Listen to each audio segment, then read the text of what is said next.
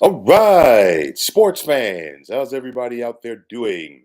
William Martin coming at you one more time here on YouTube with another edition of the 300 Pounds of Sports Knowledge Podcast. Now, this past weekend was full of blockbuster deals around the National Basketball Association, and I talked about it Sunday. I didn't get the chance to go into further detail about it then. I said I was going to try to get it out yesterday. I didn't, but here we are on Tuesday talking about it. And it's a trade that we cannot overlook. And of course, that's the deal that sent All-Star guard De'Aaron Fox to the San Antonio Spurs. Fox joins the Spurs as a result of a three-team trade with the Chicago Bulls and Sacramento Kings. And the highlights of this deal, of course, is Fox going to San Antonio while Zach LaVine is headed to Sacramento. You look at this, and it's just amazing. You know, we talked about Luka Doncic and what a difference that 8 months made for him in the Dallas Mavericks. How about right now with the Sacramento Kings? Because just 21 months ago, okay, things were a lot different for the Kings. We saw them end their 17-year playoff drought. They appear to be one of the up and coming teams in the Western Conference, and things have just changed drastically in that time. You go back to the postseason a couple of years ago, and that injury by De'Aaron Fox, changed the tenor of that series against the Golden State Warriors. And of course, Sacramento was never the same team, and they would lose in the first round to a Golden State that year. You go back to last year, Sacramento had a bevy of injuries coming down the stretch, and they fell out of the top six in the West. And of course, they had to settle for the play-in tournament, and they failed to get out of the play-in in spite of the fact that they won 46 games last season. Fast forwarding to this season, okay, we saw the Kings make the deal with the Bulls over the summer to get All-Star guard DeMar DeRozan. Okay, and they were hopeful that he was going to be a piece to help the Kings be one of the upper echelon teams in the West. It didn't work out.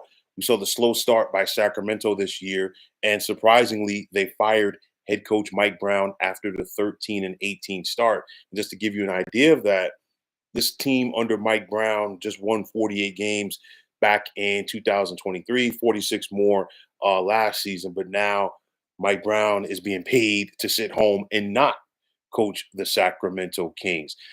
From there, De'Aaron Fox refusing to sign that long-term extension to remain in Sacramento. And now the Kings did trade him, to their credit, and at least they got something back for him. But some people might ask, did De'Aaron Fox simply pout his way out of Sacramento? I mean, it's one of those where he passed up on the extension because he was looking at a bigger extension. Okay. And at the end of the day, money talks. And then the next thing you know, he did not want to be in Sacramento anymore. And it's unfortunate, okay, because the Kings looked like they had the makings of being one of the better teams in the West. You had De'Aaron Fox, Domantas Sabonis, you had Malik Monk coming off the bench, and of course, a veteran head coach in Mike Brown, and things just went south in a hurry for the Sacramento Kings. Now, on the flip side, the future is looking very bright for the San Antonio Spurs, which we've seen a franchise has been down on its luck for the last couple of years. They got that first overall pick with Victor Wembanyama, and of course, that has really changed the fortunes of the San Antonio Spurs. They started to show some improvement last season. We saw them pick up Chris Paul over the summer. We saw them pick up Harrison Barnes over the summer, and now you got De'Aaron Fox. And the thing for me is the future is looking so bright for the San Antonio Spurs right now. You bring in De'Aaron Fox to be with Victor Wembanyama, and then on top of that, if you're the Spurs, you really didn't have to give up any of your key pieces to go out there and make this trade work. So now you still got a Devin Vassell, of just to name a few of the players that the Spurs have, and Jeremy Sochan and several others. on this squad as you're looking to build and turn things around very quickly. I mean, you look at the Spurs, they're 21 and 26 coming into play today. They're 3 games behind the Suns for that final spot in the play-in. And I think right now it's game on for the San Antonio Spurs to try to get at least into that play-in for the postseason. Really have something that they could build off of right there, and I really like the direction that the Spurs team is going. For Sacramento now, you basically get a Bulls reunion in Zach LaVine and DeMar DeRozan. How is that going to work out for the Kings? I mean, it's one of those. This trade did see Kevin Herter go to Chicago, but now we're talking about for the Kings, you've got DeMar DeRozan, you've got Zach LaVine, and of course, you've got Domantas Sabonis. You still got Malik Monk as well, and Keegan Murray.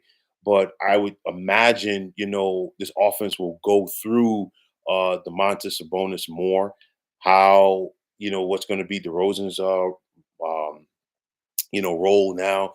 How's Zach Levine going to fit into things going forward too? So it's going to be very interesting to see how those pieces come together for the Sacramento Kings.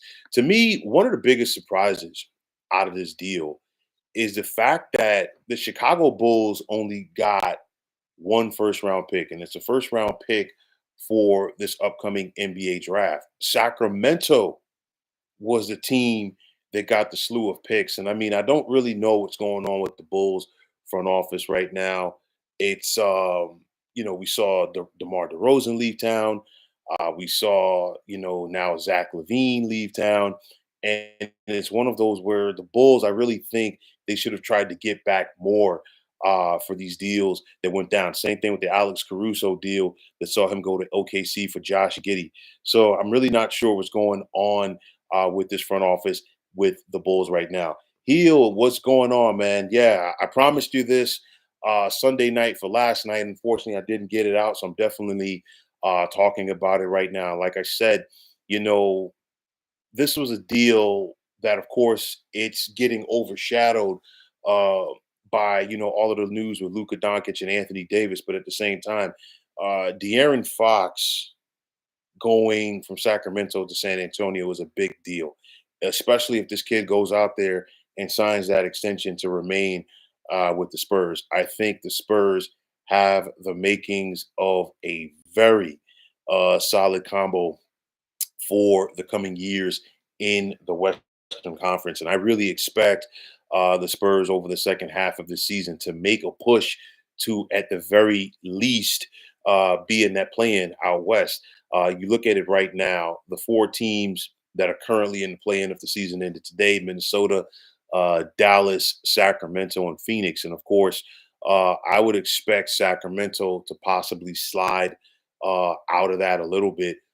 Minnesota, they got to get their act together at some point. They are still, feeling the effects of trading Carl Anthony Towns. Dallas, I think, will get it going once they get AD, up to speed. And then, of course, Phoenix. Phoenix could be the wild card there, no pun intended. But we've got to see what the Suns do as far as the trade deadline goes. It's the fourth right now. I'm looking at the calendar. Yeah, it's the fourth. So the trade deadline is about in about 36 hours or so.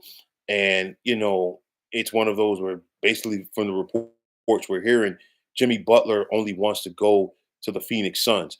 Uh, I'm not sure how that's going to play out. I said this from a couple of weeks ago.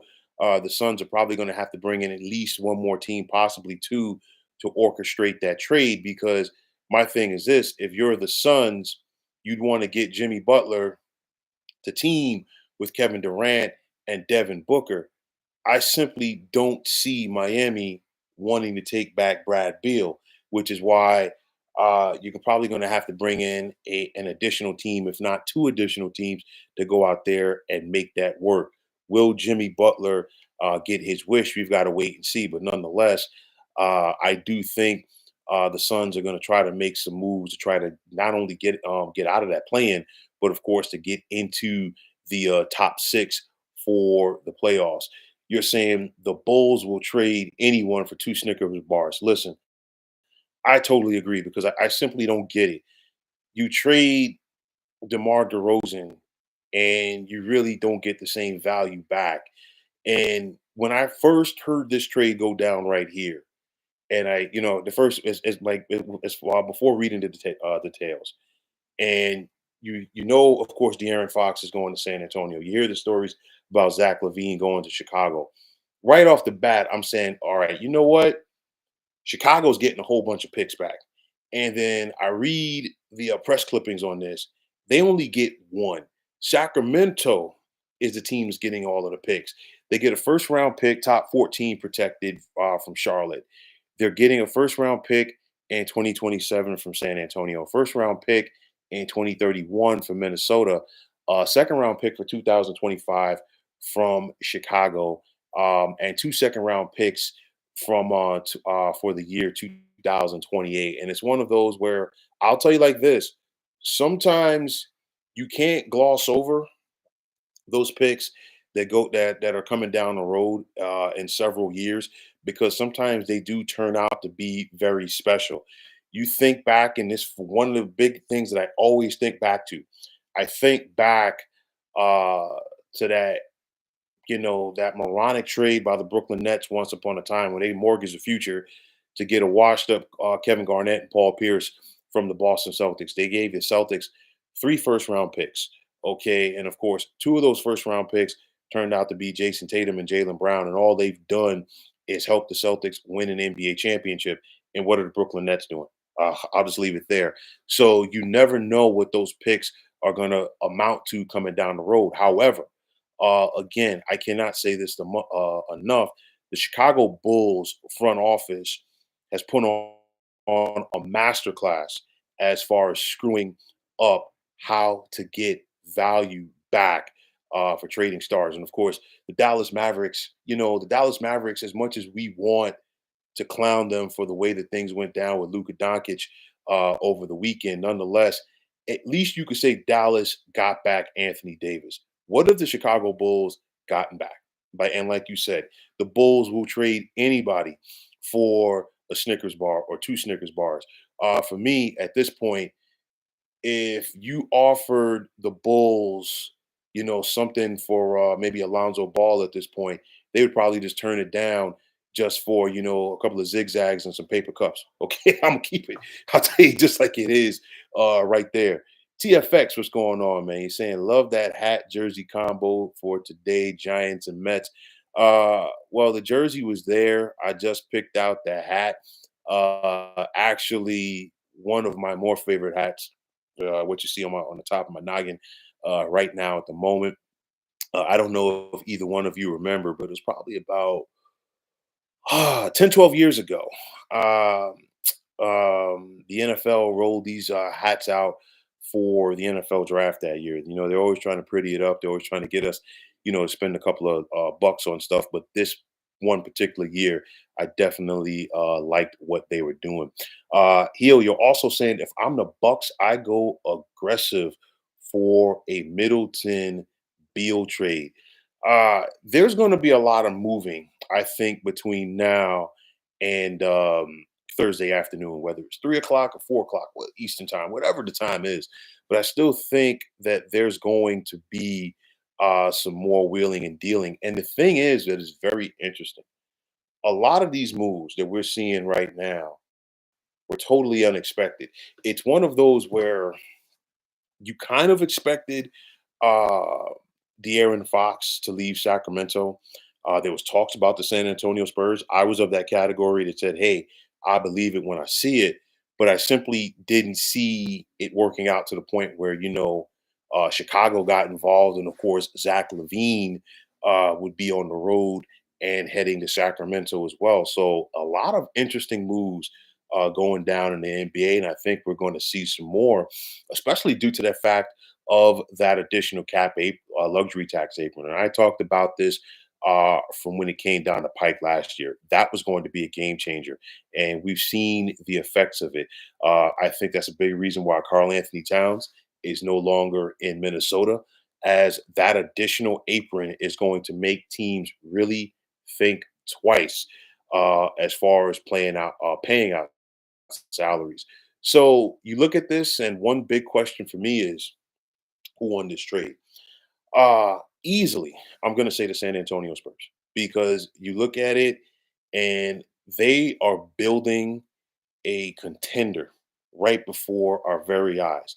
You have your star, you have your foundation, of course, in Victor Wembanyama. And when we're talking about stars, De'Aaron Fox is definitely no slouch, and I really think he's going to have a good opportunity to gel with Wemby in San Antonio. And that's one thing about Wemby. He's not a selfish guy with the basketball. It's not just about him. So De'Aaron Fox is going to get his touches and he's going to have his fair share of opportunities to go out there and make an impact with the basketball. And I think, again, I can't harp on this enough. San Antonio got Victor Wemby, pardon me, De'Aaron Fox to go along with Victor Wembanyama. And it's one of those where, again, just like I talked about, initially hearing this trade, I said, well, Chicago got back a ton of picks. Okay. I'm looking at this trade and I'm like, wow, who did San Antonio have to give up? They didn't have to give up anybody, for the most part. And you're talking about you have the opportunity to bring in a De'Aaron Fox to your organization. So definitely kudos to the San Antonio Spurs on this. Um, I clearly, Sacramento parted with De'Aaron Fox, but I still like the fact that they were able to get something back. Okay, and they got Zach Levine short term. I'm not sure if Zach Levine is going to stay in Sacramento for the long haul, but if you are the Kings, you do have some picks going forward, and the Kings still have some talent on this basketball team. Definitely, for my money, has to be the Chicago Bulls. It's one of those, again, they're trading guys and they're not getting value back. That is a big thing. I'll tell you like this: a lot of people have talked about it, and Heel, we talked about this on Sunday. Okay, as far as Dallas could have gotten more back for Luka Doncic, and they really could have, and they really should have. And I will put Chicago's front office, especially their general manager, in the same category with Dallas's general manager. It's one of those where when you're making these deals, good, bad, and indifferent, if you don't get proper value back, that could be a part of the thing going forward where it could help you lose your job. Okay, because to orchestrate these deals and trade a star player is one thing, but what are you going to get back that's going to help you build or rebuild? That's the important thing. And I think if you're Chicago, you definitely have needed to get back more picks and you've definitely needed to get back more value in these deals. And in my opinion, they have simply not done it. You're saying in the West, you need three big bodies to battle the Jokers. If the Spurs can get another energy big, they are chilling. Oh, definitely. Because I mean, listen, Wimby, just for an example, Wimby has height on the Joker, and I'm just throwing that out there. But Wimby, Joker will put him in a blender. Okay, that's the biggest thing right there because um, you got to look at the teams at the top as far as okay, who's going to stop a guy like the Joker. And to your point, yeah, bigs right now are at a premium, quality bigs in the NBA. So, like I said, I still think that there's going to be some more moves coming down the pike between now and Thursday afternoon, 3 o'clock, 4 o'clock, whatever the deadline is. But I definitely like the direction that the San Antonio Spurs are going in. They could make up that deficit, okay, and get to the postseason or at least to play in over the second half of the season. You got to like what this young, with the direction that this young team is going in, and they're going to continue to build. Sacramento, I still like the fact that they got something for now and later, and it still gives the Kings an opportunity to compete for this season. While for the Chicago Bulls, we're looking at a Bulls team that coming into play today. They're currently 10th in the East, which of course is good enough for the final play-in spot. They're in front of Philly by one game. I would imagine Chicago is going to take a step back. Who's going to step up? Because I mean, it's there for the taking for Philadelphia to get at least to the play-in tournament. But of course, with the Sixers, you never know who's going to be in their starting five on a nightly basis because everybody's always hurt, and that's a big reason why they're in the situation that they are. But Chicago's going to take a step back. But even with Chicago taking a step back, because that bottom part of the East is so bad, they're probably still going to have an opportunity to maybe sneak into the play-in tournament. So we got to wait and see. But nonetheless, we've seen some stars um, on the move. And to your point, you're asking what's Jimmy's trade value. In my opinion, he's another star that's out there. Um, I think it's a scenario where I think both Jimmy and the Miami Heat kind of fumbled the ball in this one. I think from the Miami Heat standpoint, you have a guy who doesn't want to be there. And I think the stubbornness of Pat Riley has helped that. But at the same time, the stubbornness of Jimmy Butler isn't helping things either. Because I heard a story today where Golden State had a legit deal on the table to get Jimmy Butler, and of course, it would have involved Andrew Wiggins. And Jimmy Butler basically said no because the only place that he wants to go is Phoenix. Well, guess what? The clock is ticking and we're running out of teams that can go out there and make moves. So at this point, Jimmy might not have that much trade value just due to the fact that he's basically said, "Hey, I only want to play for the Phoenix Suns." And again, you're probably going to need at least one more outside team to come in there and help facilitate this trade.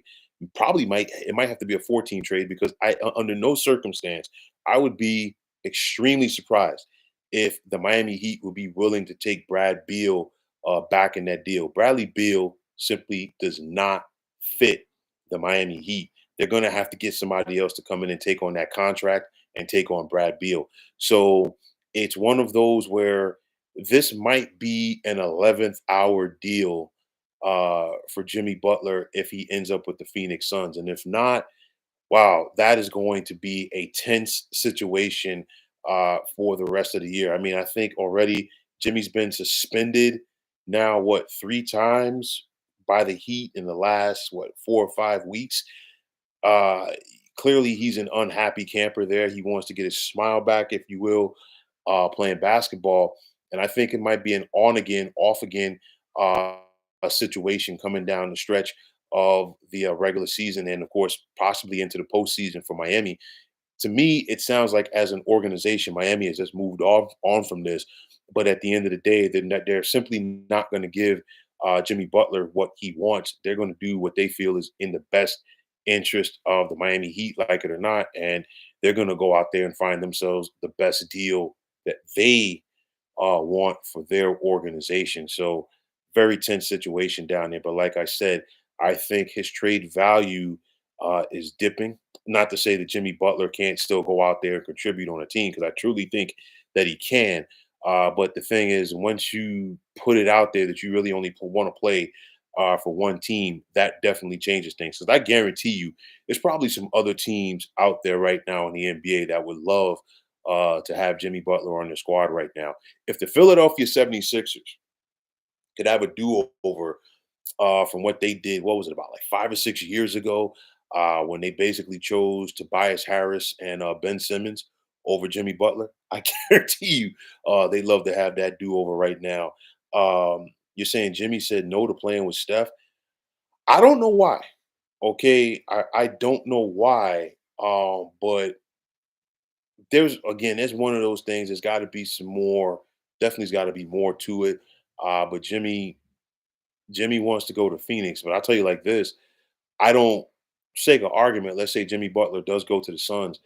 I don't think that makes them a shoe in to come out of the West. I think it enhances their chances definitely, but it simply doesn't make them a shoe in. I think it'd be very interesting to see him, Booker, and KD playing with each other. And I tell you this, that would give them a legit perimeter defender, because we've seen what playoff Jimmy could be.